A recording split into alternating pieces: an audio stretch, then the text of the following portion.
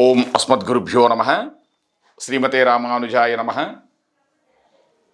యో నిత్యమచ్యుతపదాం భుజయుగ్మరుక్మాం వ్యామోహతస్తదితరాణి తృణాయ మేనే అస్మద్గురోర్భగవతోస్య దయైకసింధో రామానుజస్య చరణౌ శరణం ప్రపద్యే. కాశ్యపాన్వయ సంఖ్యాతం నారాయణపదాశ్రితం శ్రీమన్నారాయణం వందే యతీశ్వరశ్రియాజుషం. ప్రియ భగవద్బంధువులందరికీ ఆచార్య మంగళాశాసనములతో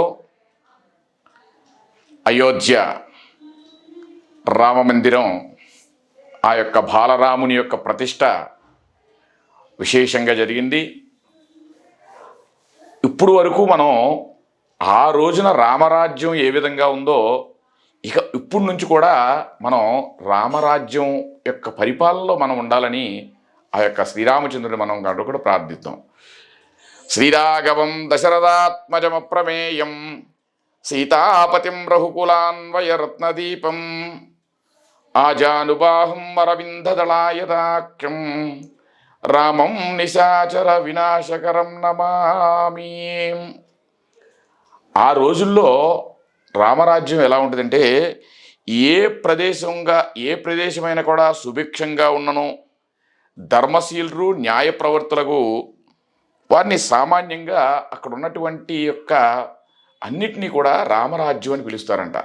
ధర్మం 4 పాదాలు నడుస్తూ ఏ విధంగా ఉంటుందంటే సత్య పరిపాలన కొనసాగుద్దంట అక్కడ. కానీ ఒక్కడు కూడా దరిద్రుడు కానీ క్రూరుడు కానీ విద్య లేనివాడు కానీ నాస్తికుడు కానీ ఆ యొక్క రామరాజ్యంలో ఎక్కడా కూడా కనపడరంట.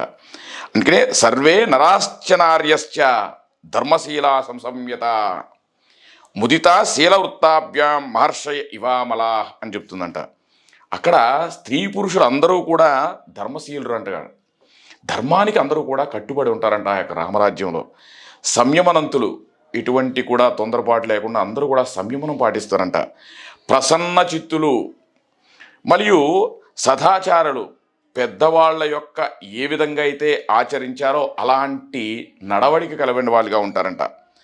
అంటే రోగాలు వచ్చినటువంటి ఎటువంటి ఆరోగ్యపరంగా ఎటువంటి కూడా చింతన ఉండకుండా, దేశమునందు ఎచ్చడైనా ఒక దొంగల యొక్క భయం లేకుండా, మరియు ఎవడును కూడా అనర్థమైనటువంటి కార్యాలు ఏవీ కూడా చేయకుండా సుభిక్షంగా ఉంటుందంట ఆ యొక్క రామరాజ్యం. ప్రజలందరూ కూడా ఎంతో సంతోషంగా ఉంటారంట. అలాగే శ్రీరాముని పైననే మరలా దృష్టి ఉంచుతూ ఆ యొక్క రామచంద్రుని యొక్క కృపాకటాక్షాలకే అందరూ కూడా చూస్తూ ఉంటారంట. ఒకరు మరి ఒకరి కష్టానికి కలిగించకుండా ఉంటారంట. ఒకరి కష్టాన్ని మరొకరు కష్టాలు కలిగించకుండా ఉండి ఎటువంటి కూడా బాధా చింతన లేకుండా ఉంటారంట ఆ యొక్క రామరాజ్యంలో. రామో రామో రామ ఇతి ప్రజానామ భవాన్ కదా, రామభూతం జగద్భూతం రామే రాజ్యం ప్రశాసతి అని చెప్తుంది. మళ్ళీ శ్రీరాముడి రాజ్యకాలంలో జనులందరూ కూడా రామరామ అనే చర్చే జరుగుతుండేదండి, కానీ మరి యొక్క ఆలోచనే లేకుండా ఉండదంట. ప్రపంచమంతా కూడా రామమయంగా ఉంది. ఈ రోజును చూస్తే మనం ఆ అయోధ్య రామ యొక్క బాలరాముని యొక్క ప్రతిష్ట పరంగా ప్రపంచంలో ఉన్నటువంటి అన్ని దేశాల్లో కూడా ఒక జై శ్రీరామ్ ఆ యొక్క రాముని యొక్క ఉచ్చారణ ఈ రోజున ఇంత పరిగపడుతుందంటే, ముందు కాలనాడిగా ఇప్పుడు మనం చెప్పినటువంటి రామరాజ్యం ఏ విధంగా ఉంటుందో అలాగే ఇక నుంచి మన యొక్క రామరాజ్యం ఈ విధంగా ఉండాలని మనం ప్రతి ఒక్కరు కూడా కాంక్షిద్దాం. అలాగే అందరూ కూడా ఉత్తమ లక్షణాలతో కూడి ఉండి ధర్మాన్నే ఆశ్రయించుకుని ఉంటారంట ఆ రోజు రామరాజ్యంలో. కాబట్టి నాదయో వ్యాధయశ్చైవ రామే రాజ్యం ప్రశాసతి పక్వసస్య వసుమతి సర్వౌషధి సమన్విత. శ్రీరాముని రాజ్యకాలంలో ఎవరికి కూడా శారీరమైనటువంటి రోగాలు కానీ మానసికమైనటువంటి చింతనలు కానీ ఎవరికి కూడా లేవంట. మరియు భూమిపై సమస్తమైనటువంటి ఔషధాలు కూడా ఉత్పన్నాలు అవుతాయంట. ఏ విధమైనటువంటి ఔషధాలన్నిటి కూడా ఆహార పదార్థాలు అన్నింటి కూడా ఉత్పన్నమవుతాయంట. కాబట్టి సర్వుల యొక్క ధర్మపూర్వకమైనటువంటి శాసనం ఏదైతే ఉందో అది అమలవుతూ ఉంటుందంట ఈ యొక్క రామరాజ్యంలో. కాబట్టి ఇక నుంచి మన యొక్క రామరాజ్యం కూడా ఆ విధంగా ఉండాలని మనం కోరుకుంటూ ఈ యొక్క రామాయణం ద్వారా మనం నేర్చుకోవాల్సినటువంటి ఏమేంటి, ఒకటి శ్రీరాముని ద్వారా మనం ఏమేమి నేర్చుకోవాలంటే పితృవాక్యపరంలో తండ్రి యొక్క మాటను జవదాటకుండా ఉండటం అనేది మొదటిగా. మరియు మాతాపితృల యందు భక్తి, తల్లిదండ్రుల యందు భక్తిభావం కలిగి ఉండటం. మరియు ధర్మనిష్ట, అధర్మానికి ఎటువంటి కూడా తావు ఇవ్వకుండా ధర్మాన్ని మనం పరిరక్షిస్తూ వాటి యందు మనం నిష్ట కలిగి ఉండటం. అలాగే భ్రాతృప్రేమ, సోదరప్పుడు ఈ రోజున ఎంతోమంది అన్నదమ్ములు కూడా పడట్లేదు చాలామంది సొంత అన్నదమ్ములకి. కానీ అలాంటి భ్రాతృప్రేమ మనం అవలంబించుకోవాలంట ఆ యొక్క రామచంద్రుని చూచి. అలాగే త్యాగమైనటువంటి బుద్ధి, అంటే ఏదైనా మనం త్యాగం చేయాలంటే ఆఖరికి తన యొక్క రాజ్యకాంక్షను కూడా విడిచిపెట్టి తన యొక్క సోదరునికి ఇచ్చి తండ్రి మాటను జవదాటకుండా ఉన్నటువంటి రామచంద్రుడు. అలాంటి త్యాగబుద్ధి ఉండాలంట.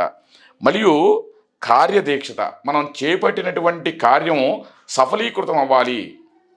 రాక్షస సంహారం చెయ్యాలని వచ్చినప్పుడు ఆ యొక్క కార్యం నందు దీక్షగా కలిగి ఉండి ఆ యొక్క సంహరించినటువంటిది. అలాగే శరణాగత వసలు, ఎవరన్నా కనుక మనం శరణాగతిగా కూడి ఆ యొక్క రామచంద్రుడి దగ్గరికి వస్తే అతన్ని రక్షించవలసినటువంటి బాధ్యతగా శ్రీరాముని ద్వారా నేర్చుకోవాలంట. అలాగే మనకి సీతాదేవి ద్వారా మనం ఏమేమి నేర్చుకోవాలంటే పతిభక్తి, ఆ యొక్క భర్త యందు అధికమైనటువంటి భక్తి కలిగి ఉండాలి. అంటే సాధు మహాత్ముల ఎడల పూజ్య భావన, పెద్దవాళ్ళు ఎవరైతే ఉన్నారో వాళ్ళ యందు ఆచార్యుల యందు కూడా ఒక పూజ్యమైనటువంటి భావన కలిగి ఉండాలంట అమ్మవారి వల్ల. అలాగే లక్ష్మణి ద్వారా మనం ఏమేమి నేర్చుకోవాలంటే అతని యందు సోదరుని యొక్క మాటకు జవదాటకుండా అన్నకి ఇచ్చేటువంటి ప్రాధాన్యత మనం ఇచ్చేటట్లుగా మనం కూడా అవలంబన చేసుకోవాలి. అలాగే ధైర్యం సాహసాల్లో కూడా అన్నగారికి అనుగుణంగా ప్రవర్తించడం లక్ష్మణుని చేసినటువంటి కార్యంగా. అలాగే మనం హనుమంతుని ద్వారా మనం ఏ విధంగా నేర్చుకోవాలంటే అపారమైనటువంటి భక్తి భావన, రామసేవా నిరతి, ఎల్లప్పుడూ కూడా తన యొక్క ప్రభువునకు దాసుడుగా ఉండమని చెప్తుంది. సేవా చేసే భాగ్యాన్ని మనకి ఏ విధంగా అయితే హనుమంతుడు చేశారో అలాగే మన యొక్క ప్రభు అయినటువంటి ఆ యొక్క బాలరాముడికి మనం సేవకులుగా ఉండాలని కూడా మనకి చెప్తుంది. ఈ ప్రకారంగా జనుల యొక్క మనస్సులను సంస్కరించడానికి మరియు జనుల యొక్క హృదయంలో చక్కనిమైనటువంటి నైతికత, ఆధ్యాత్మికత భావనలను పెంపొందడానికి ఈ రామాయణంలో మనం చేర్చుకోవాల్సినటువంటి మొదటిటువంటి ఈ యొక్క మనం పాఠాలను కనుక మనం అవలంబించి మన యొక్క రాజ్యం కూడా ఇక ముందు రాముని యొక్క పరిపాలనలో రామరాజ్యంగా కొనసాగాలని మనం ప్రతి ఒక్కరూ కూడా మన యొక్క కాంక్షిస్తూ ఆ యొక్క రామచంద్రుని అందరం కూడా శరణు వేడుదాం. ఆచార్య దివ్య తిరువడిగలే శరణం. జై శ్రీమన్నారాయణ.